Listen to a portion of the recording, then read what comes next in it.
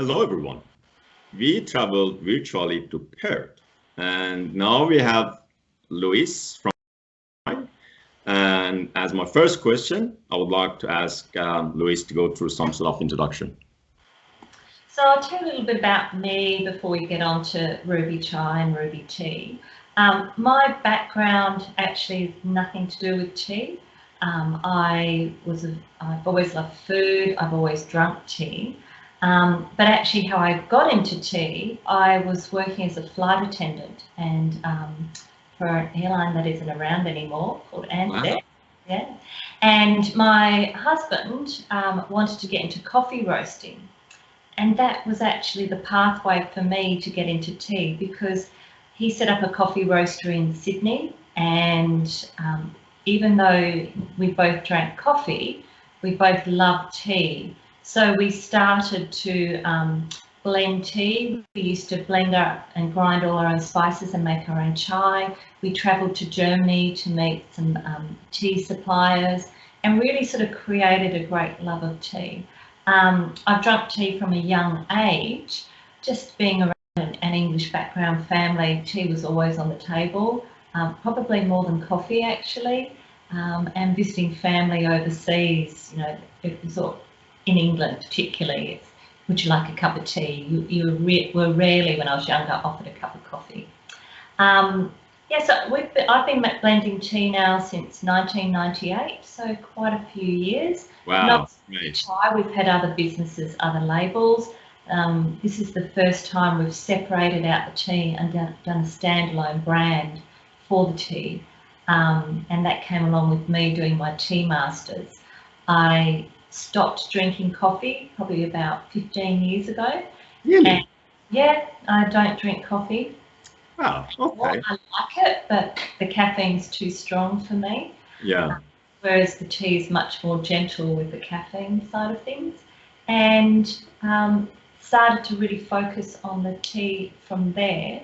And in 2015, I did my tea masters. Great. With the Australian Tea Masters. Even though I've been blending tea for so long, I thought it was probably time I actually learnt about what I was doing instead of doing it intuitively. And at the end of, I thought it was going to be a very easy 3-day course. I didn't realise it was 3 months of study after that. And at the end of it, what I realised is there's so much more to learn with tea, as you're probably discovering when you're talking to people and drinking. Exactly. It's never so true. So yeah. true. Yeah, I just learnt probably this much out of a world of tea, but it was fantastic. It was really, really good doing that for me. That's great. I have the same feeling actually, Louise. I mean, for example, now I have few books about tea, and each of them, I don't know, a few hundred pages of the book. Even recently, I was watching a video from a guy. He's doing some sort of business in Taiwan and training. And then one of the points that he mentioned, being in the industry for so many years, exactly what you mentioned. He said, I've been doing this for 20, 30 years, and still I need to learn a lot. Yeah. So you're right. I mean, that's the situation. Based on what you said, Louise, if you want to touch a little bit more about Ruby Chai, what do you have to say? I mean, exactly as you said, you started 15, you said? Yeah, so Ruby Chai started in 2015. Okay. When we started our current coffee business in Sydney. And again, we wanted to supply the tea to our customers, and we thought we'd do a standalone chai. One of the customers actually requested a honey chai blend. So I didn't know what I was doing, and I thought, well, I'll just try making honey chai. We've always done the dry chai, which was beautiful. And that's when we created the branding for Ruby Chai, based around the honey chai blend. Yeah, so we've been doing it. Ruby Chai's been around now since 2015, and we sort of launched it at the Sydney Aroma Fest, which was kind of ironic because it's a coffee festival. But okay, and then as I understand and as I remember from your Instagram, it's more on an online not a tea shop as such. Yeah, so we're not a tea shop, but we do supply cafes. So we supply cafes all over Australia because Right. we're based in Perth. The bulk of them are actually in Perth because people are shifting away from, on the chai side of things, powdered chai, which is great because that's not chai, and they're moving towards the spiced tea. Which is fantastic. And we send our tea all over Australia, but like I said, most of it's here in Perth. That's great. So can you elaborate a little bit more on different type of tea or chai that you have? Yeah, Different blends? sorry? Different blends or anything you... So we've got a number of, because we're mainly supplying cafes, we have a core range just to make sure that everything stays fresh and that we sort of have the best things that we can offer our cafes. So the biggest seller by far would actually be the honey chai, and we use WA Maori honey, which is delicious, but it's also got antimicrobial properties every couple of years. So this year is an antimicrobial year. I don't know why it's every couple of years. It's not why we buy it. We buy it for the flavour. But my supplier, it's a family apiary. They actually tell me when they've had it tested and when it's antimicrobial. And this year it is. But the flavour's amazing. And for that chai, we hand grind all the spices, blend them ourselves, and we've actually won a gold medal at the Gold League. Yeah. Right. Yeah. And then we've got a traditional breakfast blend, and that's delicious. It's quite rich and malty. That's probably our next bestseller. So you can sort of see how people's flavours go. That there's the very traditional to the very spicy, and they're the two biggest sellers by far out of everything else. We've got beautiful Japanese genmai cha, which we don't blend. We get from Japan, so it's got the toasted rice grains in there, and that's probably one of my favourite non-black teas, because I'm actually not a big green tea drinker, but I do like some of the Japanese green teas. They're a bit special. And then we've got a beautiful Persian rose tea. We've got organic rose petals. It is through a flavoured black tea with the rose flavour and some of the Kenyan tea through it. Okay, great. That's great. So basically, in between, you know, I could go on, but there's so much. I know. Considering that great experiences that you have had, Louise, if you want to touch a little bit about the culture, tea culture, whether this is going to be in Perth, in Australia, or any other country, I mean, that would be great if you can share something from your perspective. So one of my other passions other than tea is actually travelling. And last year, I'll come to Perth in a minute, but last year I had the opportunity to go to Japan, and we went to a tea farm called Obubu, or Buba. I can never remember how to say it exactly. How to spell it, how to pronounce it, sorry. Yeah, it was in Osaka. It was an amazing experience. We rocked up for our tour, and they very kindly still let us do the tour. They dropped what they were doing and they took us around, and we went to the tea fields, and just seeing it, how they, because the Japanese, how they manicure the tea bushes is quite spectacular. It's quite precarious down some of these hills how they have to do it, but then we were shown the exact process of the how they do the green tea, because it was all green tea they showed us on that day, though they do make some black teas there. And then we had tea tastings and tea ceremonies. So the Japanese are really focused on tea. So actually most of the time while we were in Japan, where we went, we made sure we went to tea houses to try all the different teas, and they've got beautiful sweets that go with the tea. So it was quite an amazing experience, and we're supposed to be there now. Of course we can't be there.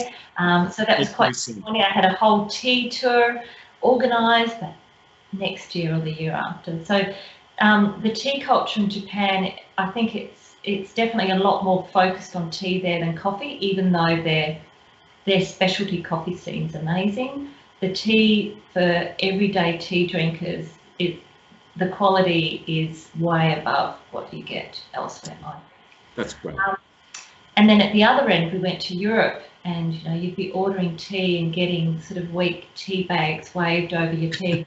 In Europe, we're not even talking England here, and so as a non-coffee drinker, it was quite disappointing when you're still paying quite a lot of money for a horrible tasting tea. You'd order spiced chai and you're getting, I'm not quite sure what it was. But in Perth, I've got to say, from a chai drinker's point of view, people are really switching over here from powder. They're really demanding a bit more quality. And the thing is, I think, with loose leaf tea and compared to powder or tea bags, I should say cheap tea bags. Some of the tea bags you can get quite quality, but if you're ordering a coffee from a cafe, you wouldn't expect to be given instant coffee. So I never quite understand why people who drink tea are given something that's so much lower quality than what they're paying for. It just doesn't make sense to me. Exactly.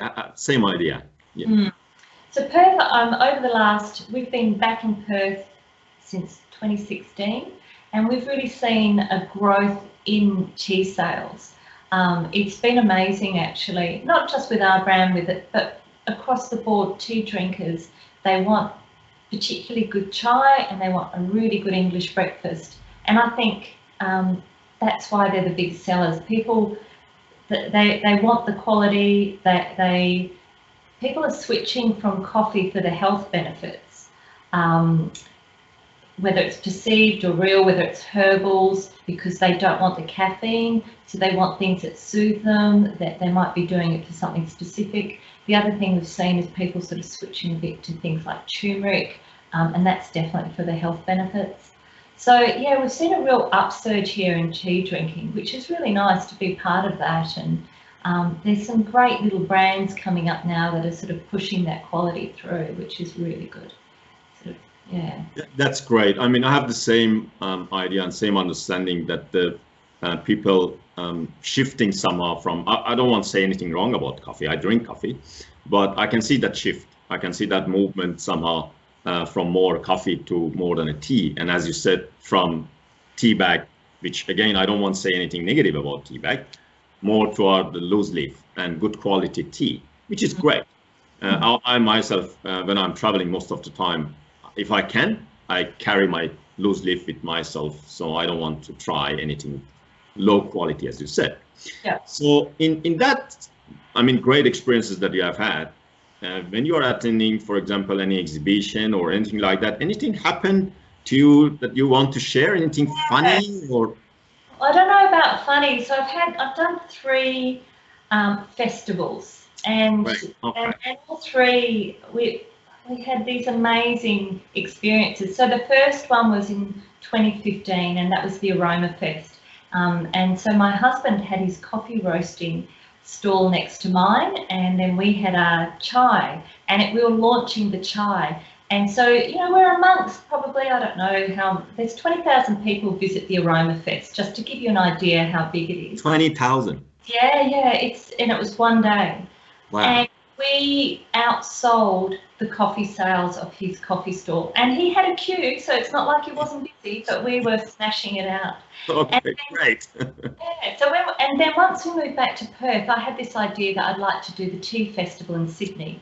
I'd applied when we lived in Sydney and couldn't get in, and then they invited me to come the year we moved back to Perth, and I thought, I'm going to do this. I'm going to pack up a pallet, take everything to Sydney, and they gave us a great location. We just were really lucky, and it was only over one day, and I think that has about 10,000 people visit it, 10,000 tea lovers. Wow. And I have never been so busy in my life before. We did not move, we just stood in one spot giving out samples and serving samples people. Yeah. And then so the next year we thought we'd do it again, and I packed up another pallet. And do you know, we had people coming back, and even though we were right in the back corner, we didn't get a good location, because you can't always get the best location. The response there, we would have had at one point probably 10 people deep and 10 people across waiting to taste the chai, That's which great. was fantastic. So I don't know about funny, but it was a bit nerve-wracking. That's great. At the end of the day, we want to share our experiences, even if it is funny or not, that's okay. But when we share that experiences, it's good for the people to know. Top of my head, I don't recall anything else to ask, Louise, but do you want to add anything? Anything you have forgotten to say? No, I think we've sort of covered everything. Yeah, covered everything. It was nice to sort of meet you in person off the Instagram, actually. You know, I meet quite a few people sort of after the fact from Instagram. It's a great way of meeting other tea lovers. Exactly. That's goes back to tea somehow, and the way tea connect the people together, which is great. So hopefully there will be a chance to catch up and have tea either in Perth or Melbourne or somewhere else. I don't know. At the end of the day, this is a small world. So small world. Thanks for your time. Thanks for sharing your experiences with I myself and the people following our accounts. So stay safe, take care, and hopefully we can catch up soon. Yes, thank you so much. Thanks a lot, Louise. Take care. Take care. Bye-bye.